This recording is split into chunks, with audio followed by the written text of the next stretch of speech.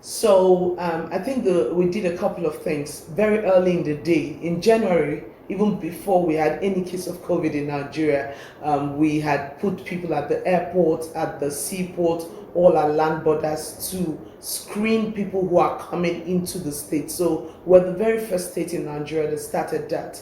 We started it in January. I think that was on the 24th of January. This is following the cases which we have seen in Asia, China, and the rest of that, which includes China and other places.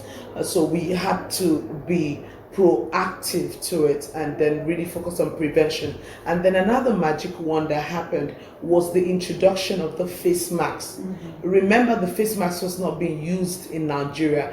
I remember when I said everybody in Cross River State must wear a face mask as they go into the street. We had a hit back, a pushback, even from the federal government saying, look, we have not said so in PTF, and so you cannot go ahead to use a face mask. And then we tried to explain that we have the primary responsibility of protecting our citizens. We went all the way to the grassroots to enforce it. Good enough, we had a governor who was an expert in that aspect of microbiology, and we equally had the garment factory that produced over 1 million face masks, cloth face masks, and we gave it to them free at the grassroots. So with this means of prevention, together with the hand sanitizer, and then that advocacy for people to continue to wash their hands, and then shutting down our borders.